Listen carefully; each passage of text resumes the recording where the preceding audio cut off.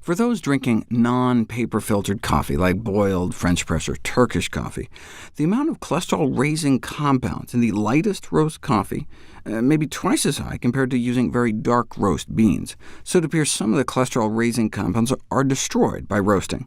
So in this case, darker would be better, or you can just use a paper filter and eliminate 95% of the cholesterol-raising activity of coffee, regardless of the roast, as I've described before.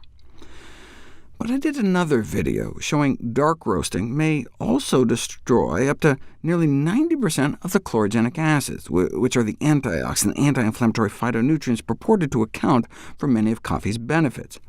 So in that case, light roast would be better. On the other hand, dark roasting can wipe out up to 99.8% of pesticides in conventionally grown coffee, and more than 90% of a fungal contaminant called ochratoxin, which is a potent kidney toxin found in a wide range of food ingredients that can get moldy. But then what about the polycyclic aromatic hydrocarbon products of combustion that are suspected to be carcinogenic and DNA-damaging? Darker roasts may have up to 4 times more than light roasts. Thus they advocate controlling roasting conditions to cut down on these combustion compounds.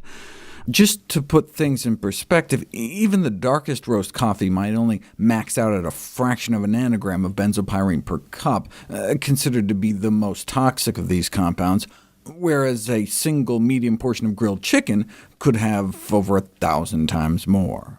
Overall, you don't know if light versus dark roast is better until you put it to the test. This study found that dark roast coffee is more effective than light roast coffee in reducing body weight. Folks were randomized to a month of drinking 2 cups a day of light roast coffee or dark roast coffee, roasted from the same batch of green coffee beans. And in normal weight subjects, it didn't seem to matter. No significant weight changes either month. But in overweight study subjects, they ended up about 6 pounds lighter drinking dark roast coffee compared to light roast coffee, more than 1 pound a week lost just drinking a different type of coffee. What about light versus dark in relation to blood sugars? We've known since 2015 that even a single cup of coffee can affect the blood sugar response. Here's the blood sugar spike over 2 hours after drinking a cup of coffee, with more than a dozen sugar cubes in it, like a quarter cup of sugar in 1 cup of coffee, compared to the spike from the same amount of sugar in just plain water.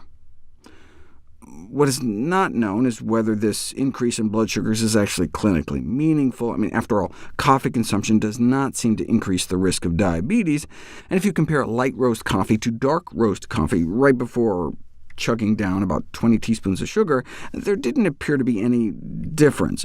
Perhaps the take-home message is, light or dark, maybe we shouldn't be adding 20 spoonfuls of sugar. And finally, what about the effects of different roasts on heartburn and stomach upset? We'll find out next.